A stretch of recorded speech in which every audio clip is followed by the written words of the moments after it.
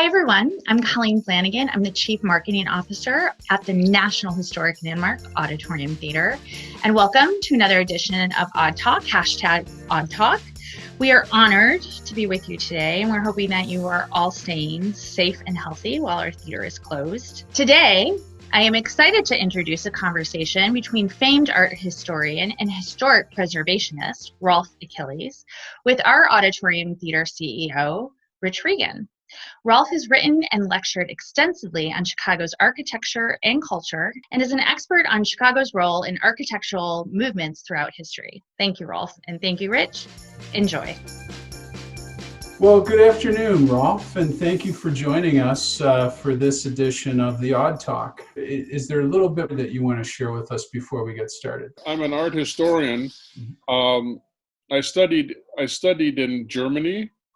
I studied in Rome, I studied in the Netherlands and in Istanbul for about 7 years. I worked as a photographer before that and sustained myself in academically as a photographer and a writer. I ended up looking at Louis Sullivan. I got interested in churches. I contacted the Chicago Architectural Foundation when it was then, and did church tours in Chicago, just to talk about ecclesiastic stuff. And then I got involved with Landmarks Illinois by somebody asking me if I would join their board, which I did. And then I was chair of the board for 8 years.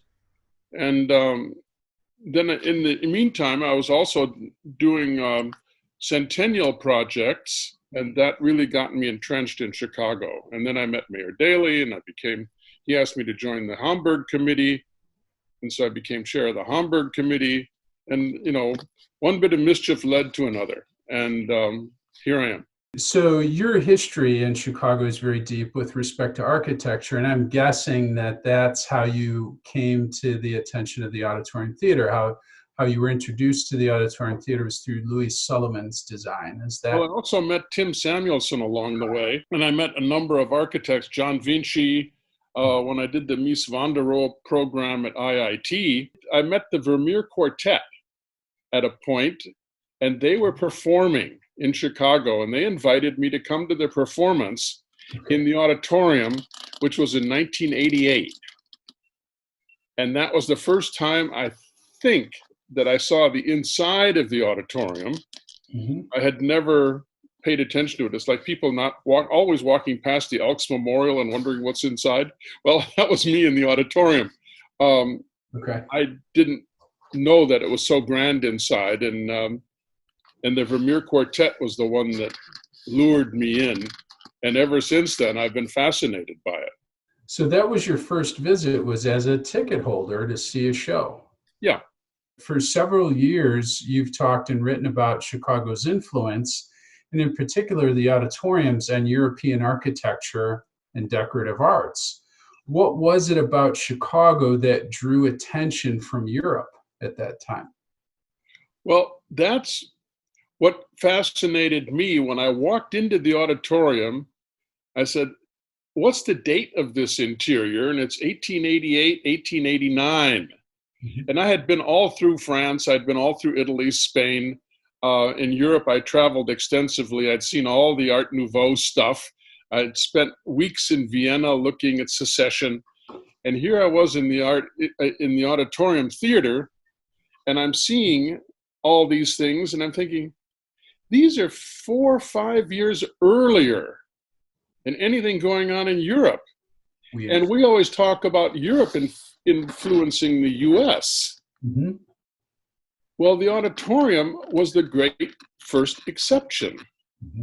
And we don't ever talk about the auditorium and its influence in Europe. We always talk about the European influences on the auditorium. Well, that's the wrong way to look at it. It's a perfectly fine way of looking at it, but it doesn't get us anywhere. And it doesn't get you to Europe. It doesn't. And so the whole idea is to talk about, what did the Europeans see? When you go to the Musée d'Orsay, everybody goes to the train station. They all make a pilgrimage to the 4th floor. There are 3 rooms with French Impressionist paintings. They always have 4,000 people in each room. You go out the back door of that room. It's a big open doorway. And you walk into two rooms that are Art Nouveau. And you're in there by yourself. Mm-hmm. You can do cartwheels. You can sing. I mean, nobody's in there except maybe two guards. And there's Louis Sullivan on the wall, his sculptures from the Auditorium building. Mm-hmm. And furnishings and a baluster from the railings, examples of mosaics. And they were all the ones that were transferred from the Decorative Arts Museum to the Musée d'Orsay in 1981. Mm-hmm. And so Chicago has this lively history with France. Mm-hmm. And to continue this for just another minute, and relating it to 1893 when Chicago had a World's Fair, mm-hmm. the preeminent French art dealer, the top guy, was a guy named Samuel Siegfried Bing, B-I-N-G. The French government commissioned him to come to Chicago to the World's Fair to see what was happening in Chicago. And suddenly, France is the center of Art Nouveau. Mm-hmm. And you think, well, yeah, sort of, but there's a preamble. And Chicago gets lost in the process other than becoming the skyscraper city. And Chicago used light bulbs in a way that nobody else used, like in the Rookery. Mm-hmm. And at the Ferris wheel, there were 2,000 light bulbs on the Ferris wheel in 1893. That was more light bulbs than all of Europe had. Mm-hmm. And that was just on one thing that went round and round. Right, one structure. One structure. And so it was all about technology, and Europe was interested in technology. They'd invented the train, but America's perfected it. Mm-hmm. They'd invented steel, but America perfected it. Mm-hmm. They'd been making bricks in Europe for 3,000 years, but America learned how to make them in the dead of winter. Mm-hmm. And build, in, I say America, Chicago. Mm-hmm. And Chicago was the center of things. Mm-hmm. And in the 1890s, 1900, when people talked about Berlin and its new construction after the unification of Germany, it was often called the Chicago of Germany. Mm-hmm. Chicago was never the Berlin of anything. Mm-hmm. Budapest, because of its grain markets, was the Chicago of the Balkans because of the grain. Is that right? And Glasgow, because of its shipping, was often called the Chicago of Scotland and of Northern Europe because of its shipping. So Chicago was really used to describe the strong suits of each of these cities that you're mentioning. Yeah. Right? Okay. Chicago is the model. Mm-hmm. Chicago's the model for every city in Europe. You've been, visiting the Auditorium Theater frequently since 1988.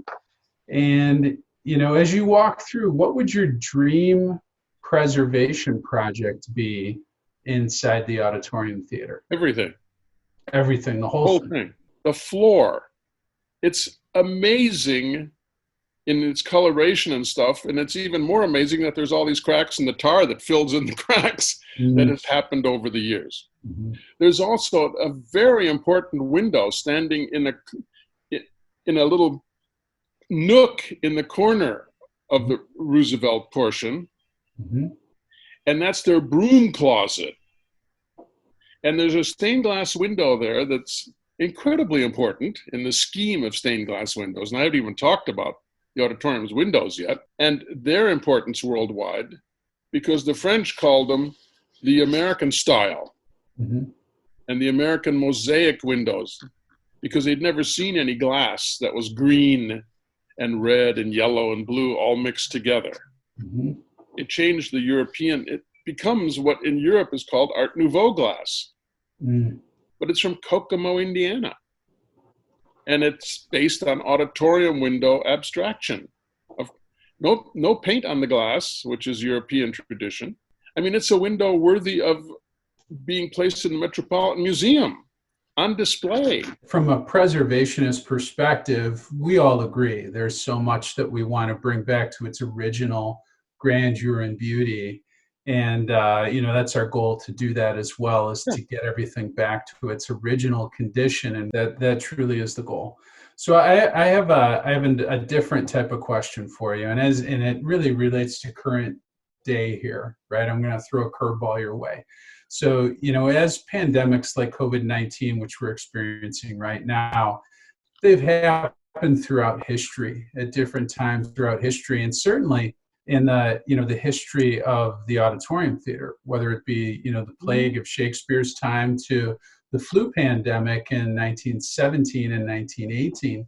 And if we go back and we look at the calendar of shows during 1917 and 1918, we see that there weren't many shows those years. And so as we sort of think about how the theater is dark right now, and we're all wondering, when are we going to be open again?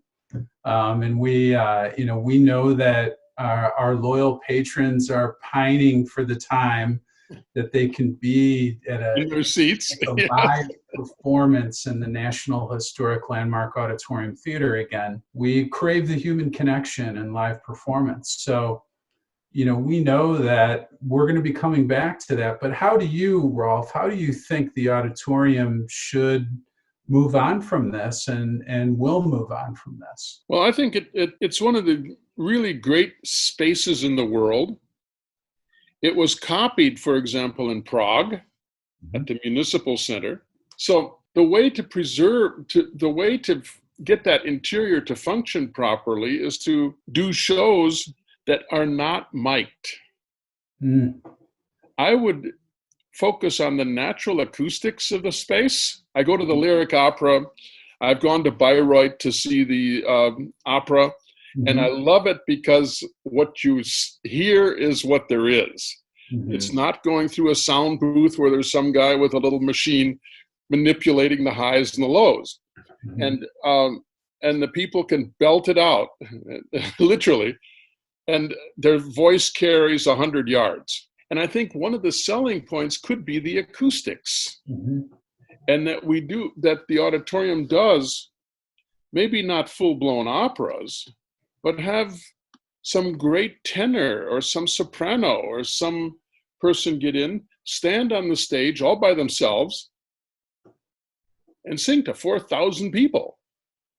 And that becomes really a possible selling point. It's a great point, because I would be there because I want to hear it. I want to hear the sound.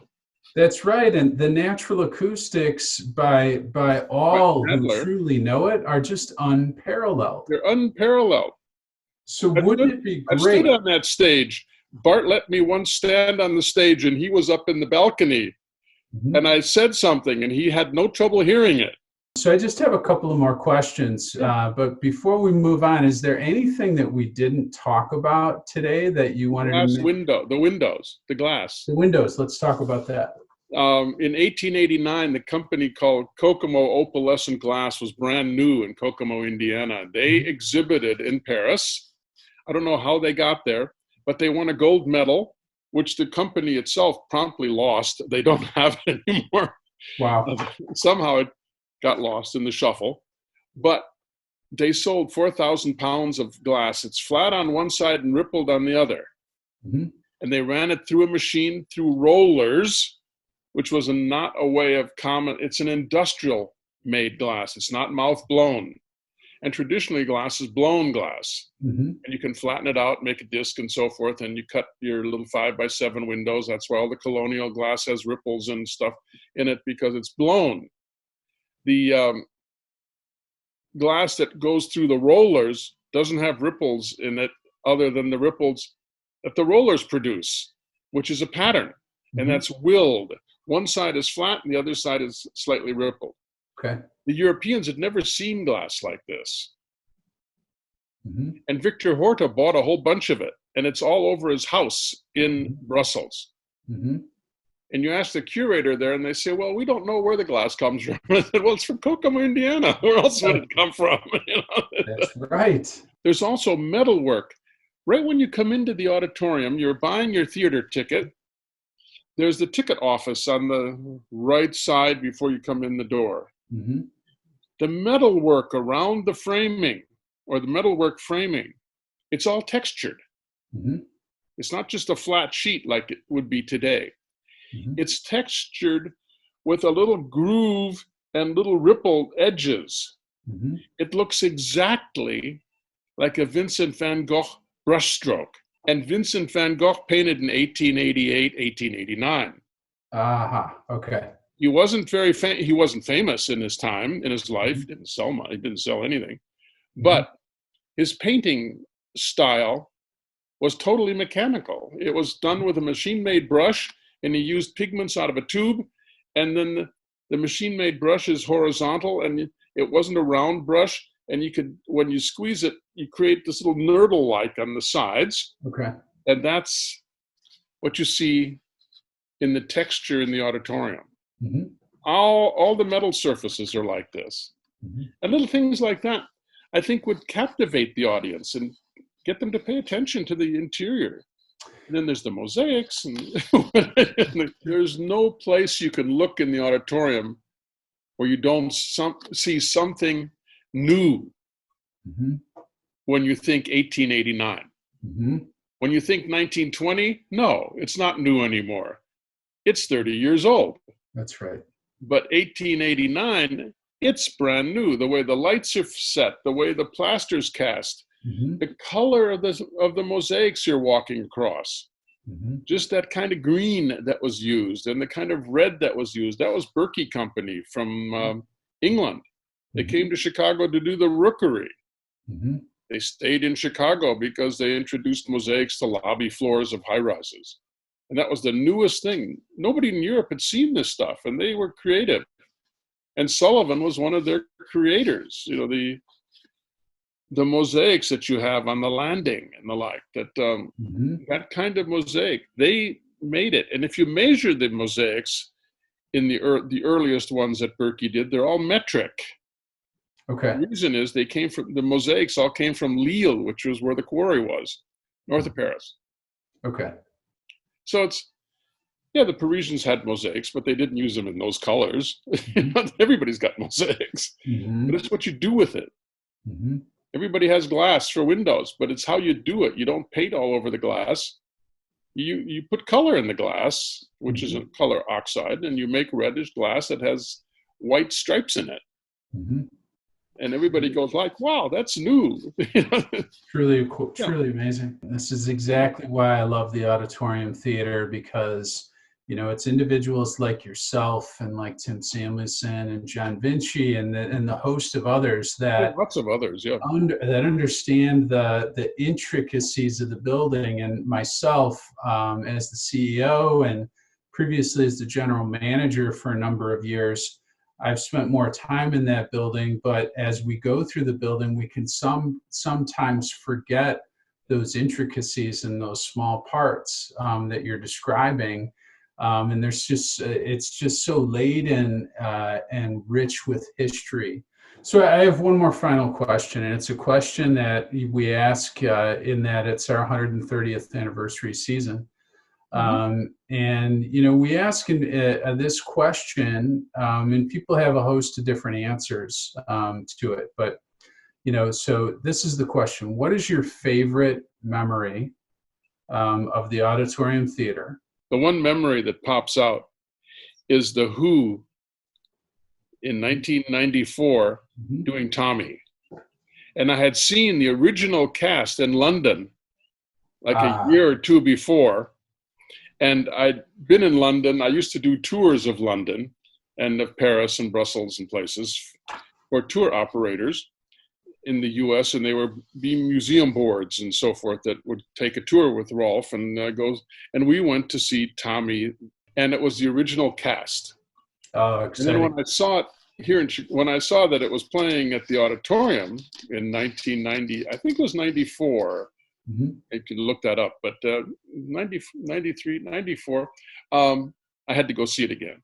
And it was really good. The acoustics were better than the one I had heard in London. Well, Rolf, I really appreciate the time you've given us here, and you've enlightened us on more of the details. And that's truly what I love about the building, is the more people you talk to, the more you can learn about the building. You've certainly provided us a lot of great information. So thank you for sharing your time with us today. We very much appreciate it. Thank you for having me on the show. And just keep in mind that it's the Auditorium Theater that changed Europe. Thank you, Rolf and Rich, for an amazing conversation. And thanks to everyone out there listening or watching.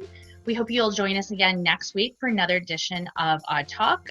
We post these at 6 p.m. on Wednesday evenings. We host a little watch party. And next week, we have a special treat. We have your best friend in the whole world, Lynn Bramer from WXRT. And be sure to check out this Sunday at 6 p.m. at home with the Auditorium Theater. It's a live performance every Sunday at 6 p.m. And we'll have Katie Caden. She was most recently on The Voice. She's an amazing Chicago singer, and she's going to go through our rock and pop catalog. So join us then. Join us next week for Odd Talk, and we hope you all stay healthy and safe.